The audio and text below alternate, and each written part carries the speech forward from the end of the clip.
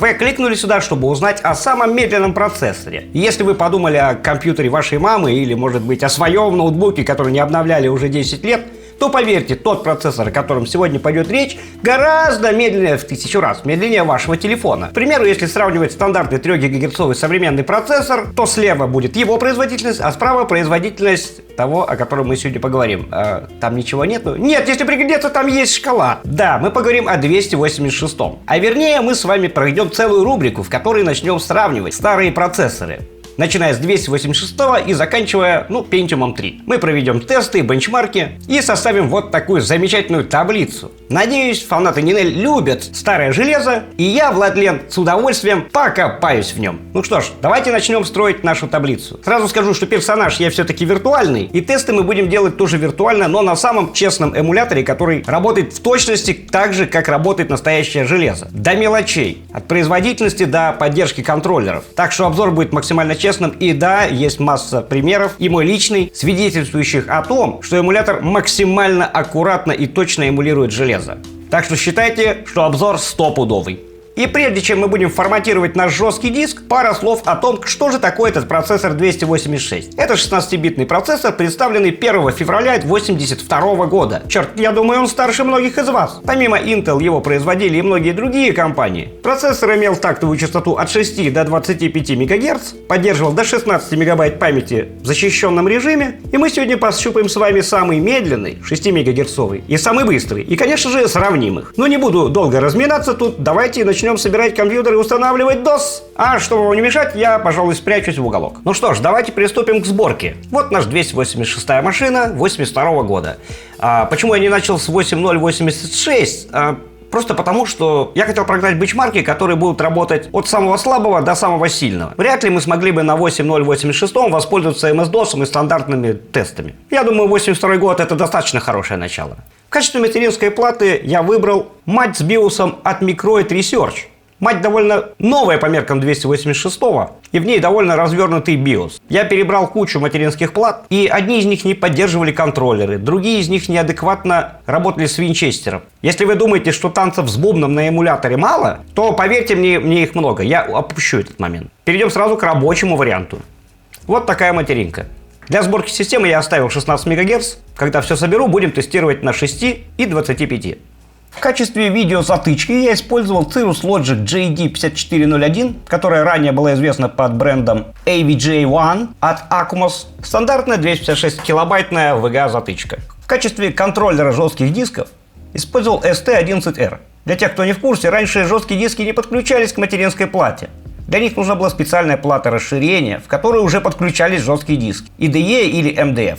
Флоппи контроллер Magictronic B215.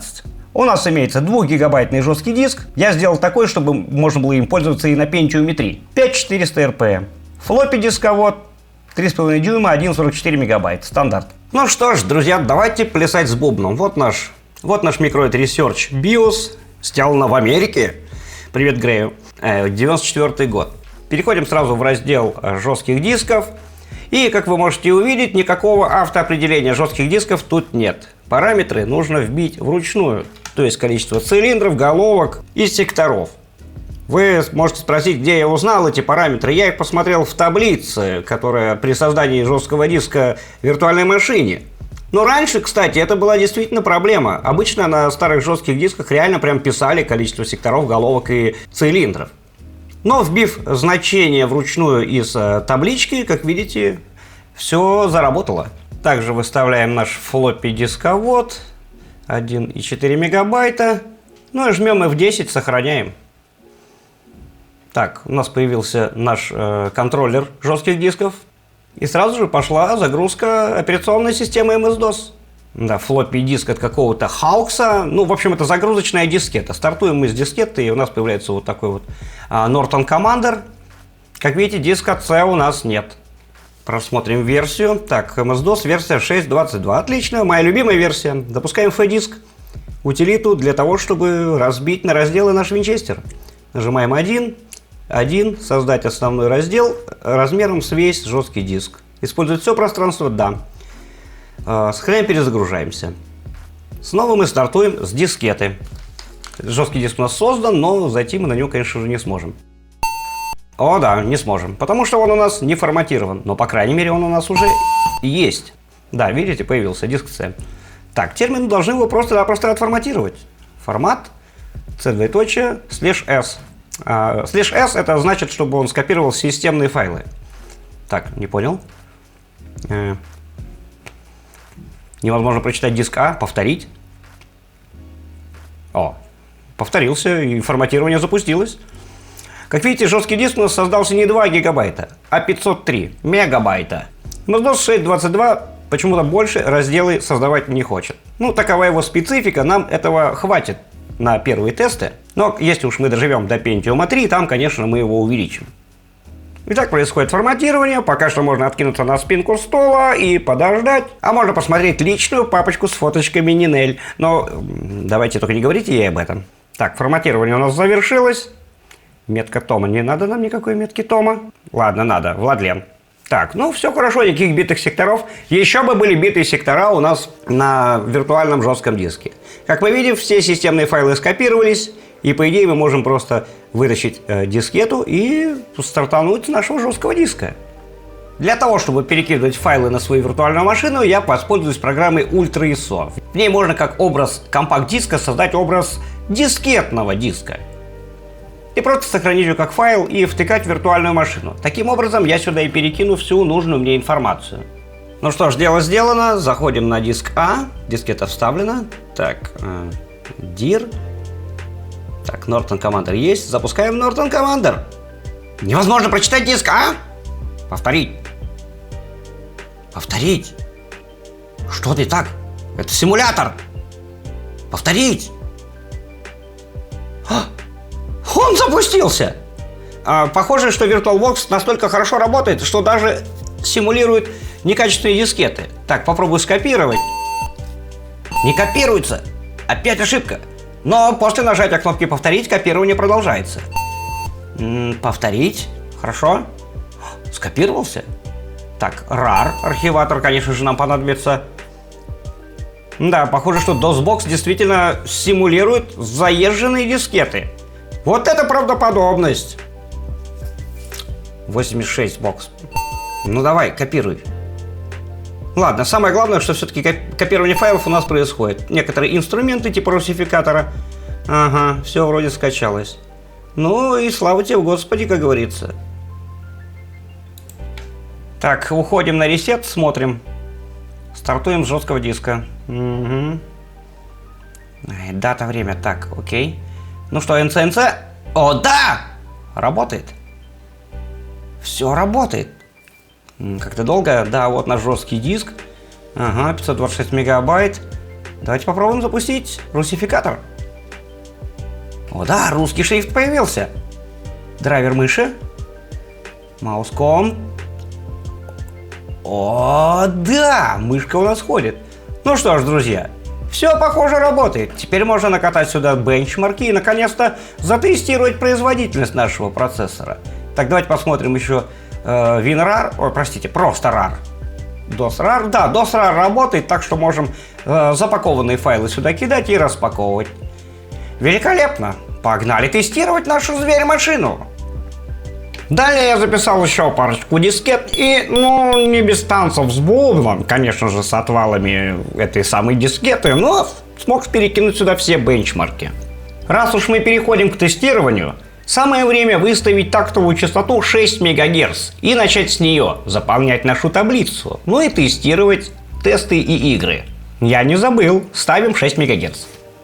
Давайте для начала попробуем запустить бенчмарк, который делал один мой старый друг на бейсике. Бенч делался на 386 и работал довольно шустренько. Это был 386 40 МГц. Давайте посмотрим, что скажет 286 6 МГц.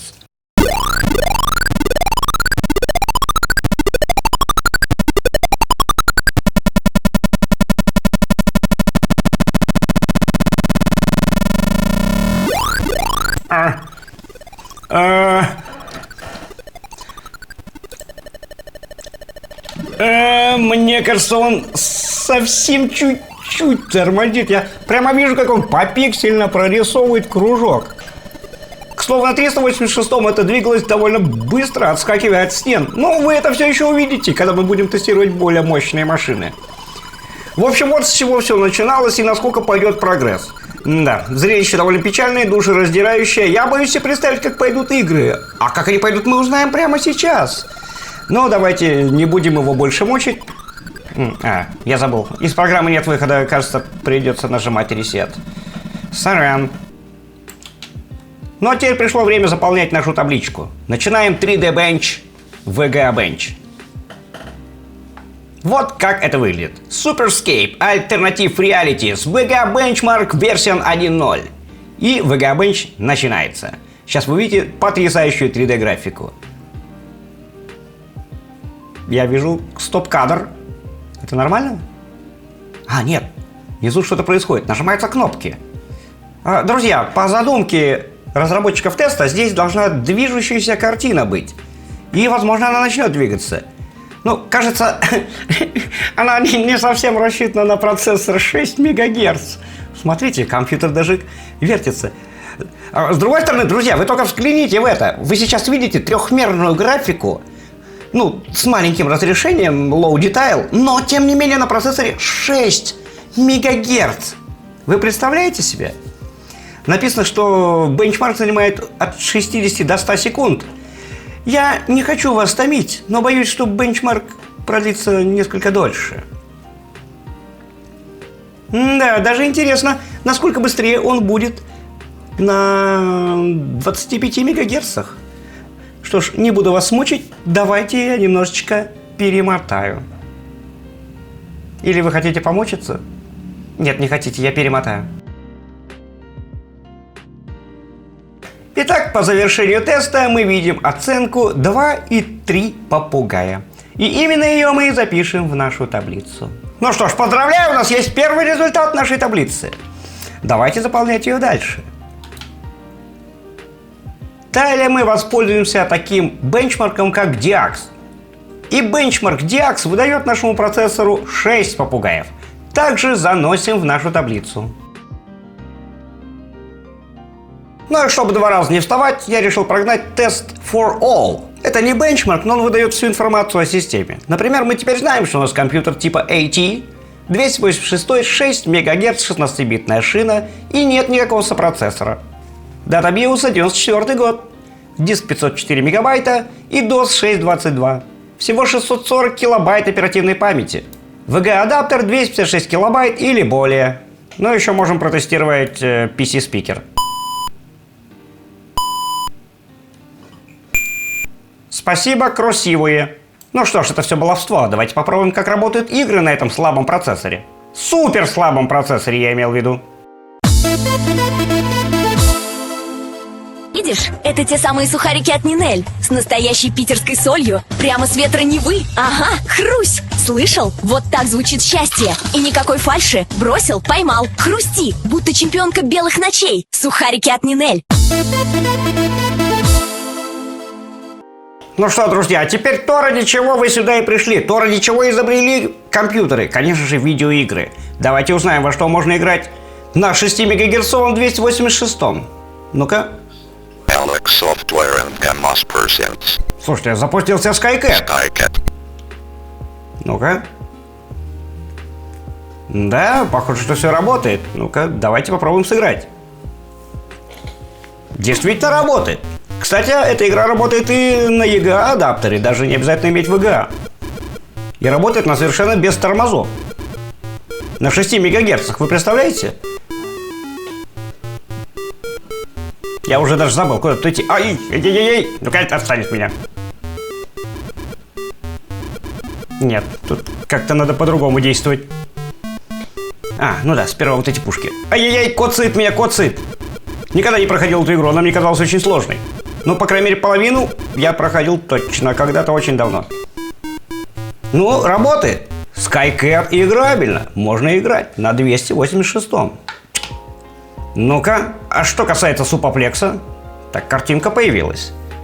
Угу, это без лагов. Видите, код страницы 230. Да-да-да, вот примерно такой. Надеюсь, я угадал.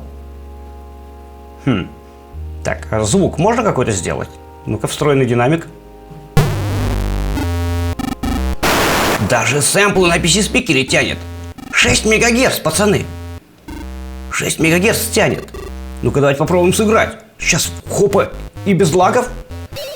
Ну как сказать без лагов? 2 FPS, конечно. Но, слушайте, прокрутки гладкие. А вот как-то спецэффекты происходят со скоростью 2 FPS. Да, слушайте, когда-то давным-давно я играл это на 386-м SX, и я думал, что это тормоза. Но я, видимо, не знал, что такое настоящие тормоза. К слову, эта игра должна двигаться примерно... Ой, а это что такое? Божечки, божечки, кошечки. Мне кажется, одни строчки обновляются быстрее других. Да, мне кажется, Супоплекс не совсем был рассчитан на процессор 82 года. Ну, игра 91-го, то есть всего через 10 лет после выхода процессора вышла. И играть в нее, пожалуй, это не играбельно. Так что SkyCat мы, конечно, играем, а Супоплекс, наверное, мы все-таки завязываем. Тут нужен минимум 386. Да. Грустное зрелище, душераздирающее. Ну ладно, по крайней мере, мы пытались. Nebulous Tower. Мы ее называли в детстве просто Tower. На 386 она игралась отлично. Попробуем на 286 6 МГц. Джойстик не надо.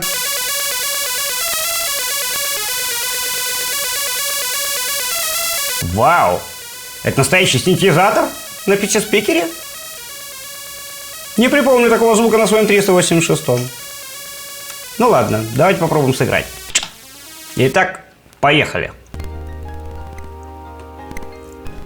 Спавнимся и побежали. Да, что-то он не бежит. Как бежать-то, эй? Блин, я нажимаю все кнопки, как бежать? Куда? О, я повернулся. Так, шажок, ай, упал. Секундочку. Мне показалось или...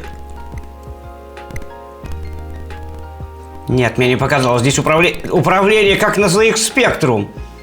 OPQA. Боже, кто это придумал? Это же игра для PC. Почему здесь управление как в Spectrum? Это нечестно. Как заходить-то? Вот так. Ну, нормально. Ну, слушайте, по крайней мере, мы выясняем, что игра играбельная. И она играется, действительно, смотрите. Итак, сюда. Шарик. А нет, шарик нам не надо, нам надо вот сюда. Так, как-то это разбить. Как-то можно было разбить. Пробел. Ай! Ну ладно, фиг с ним. Главное, мы выяснили, что игра играбельная. Еще одна игра, которая оказалась играбельной и супер сильно меня порадовала, это игра Shortline, она же SL. Игра, где нужно строить железные дороги от одного города к другому, и потом количество поездов увеличивается, количество городов увеличивается. И она оказалась весьма себе играбельной. Я, честно говоря, во время записи даже залип и в нее поиграл, но, разумеется, проиграл. Знаете, я подозреваю, что это пиратская версия, потому что, когда я играл в это в детстве, так часто поезда не спаунились. И я где-то читал, что это Андрей Снегов сделал такую защиту от пиратства с помощью спауна огромного количества поездов. Похоже, что это так. Но в интернете я так и не нашел нормальную версию. Если, кстати, кто-то знает, напишите в комментариях. Очень было бы интересно сыграть оригинал без такого спама поездами.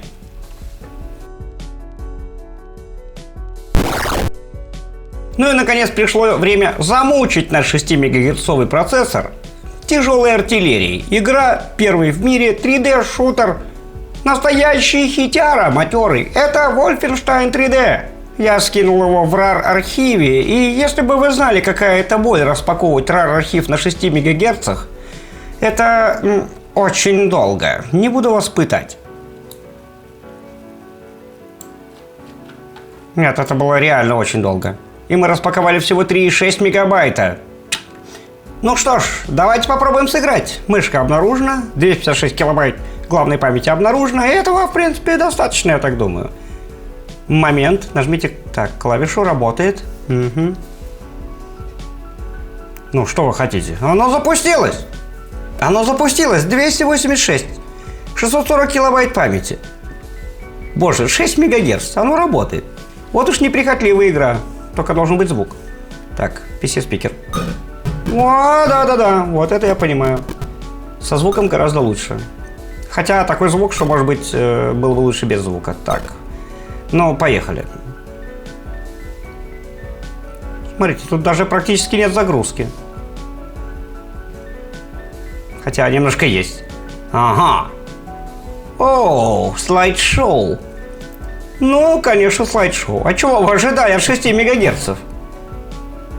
Однако, несмотря на это слайд-шоу, все-таки игра играется. Так, прицеливаться сложно. Baby Shut Me Down. Ну, звуки с PC-спикера мне как родные. Я так и играл долгое время. Но, конечно, с такими лагами даже на 386-м таких вот страданий Владлен не видал. Ну, давай. Очень сложно войти в дверь. Вы не представляете, насколько сложно... О, войти в дверь было сложно, но мне удалось. Да, в общем, вы понимаете, как это работает.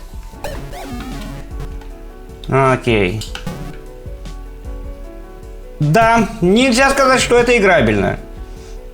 Хотя, наверное, находились люди особо изощренные, которые находили удовольствие и в таком геймплее. Но, пожалуй, я не из них. Бедные собаки.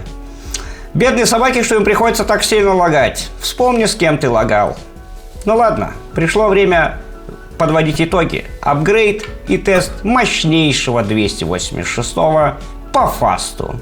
Заполняя вторую часть нашей таблицы, устанавливаем максимальную тактовую частоту 25 МГц, а также устанавливаем сопроцессор 287XL. И теперь мы прокачали нас 286 на максимум. Начнем с нашего XC-теста на бейсике.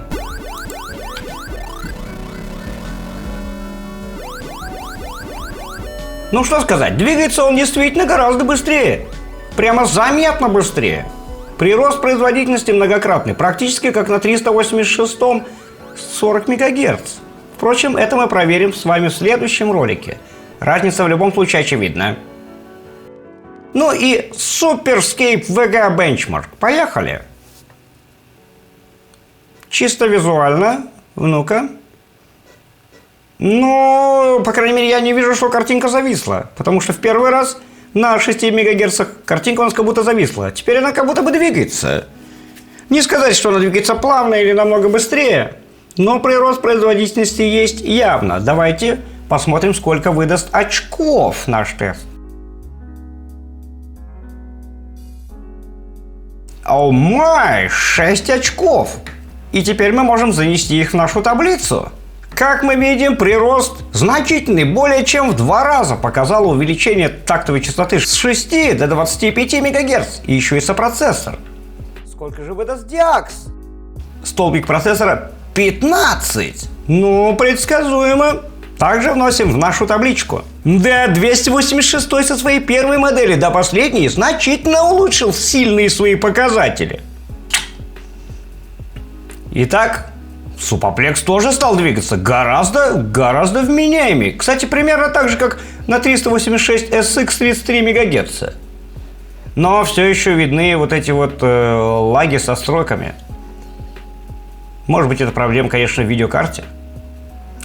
Но, по крайней мере, скорость стала похожа на настоящую. Хотя и все еще не совсем адекватная. Ну и вот наш Wolfenstein.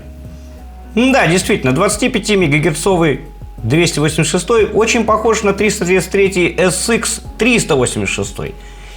Скорость, вот по моим впечатлениям, по моим личным воспоминаниям, была примерно такая. Ну так что вполне играбельно. Да, вот это я уже могу назвать играбельной. Не такой большой FPS, но тем не менее играть, как говорится, можно. И уже не так уж даже жалко бедных собак. Они теперь уже не лагают вместе со мной, а вполне способны на меня наброситься. Ну что ж, подведем наши итоги. Хотя нам пока не с чем сравнивать, но 286-й процессор оказался вполне пригодным для того, чтобы поиграть хотя бы в какие-то игры. А 25-мегагерцовая модель даже пригодна для игры в 3D. Ну, это, конечно, псевдо 3D, но считайте, что в 3D. И разница от первого до последнего поколения показала более чем 2-кратный прирост производительности. Подписывайтесь на канал и пишите комментарии, чтобы в следующем видео увидеть, что же будет дальше в следующем поколении процессоров 386. Посмотрим, уложат ли они на лопатки. Или, может быть, первое поколение 386 проиграет последнему поколению 286. Узнаем это вместе с вами. Надеюсь на ваши теплые комментарии, подписки и лайки под видео. С вами был Владлен. Ждем, пока Нинель вернется из Тибета. И всем пока-пока.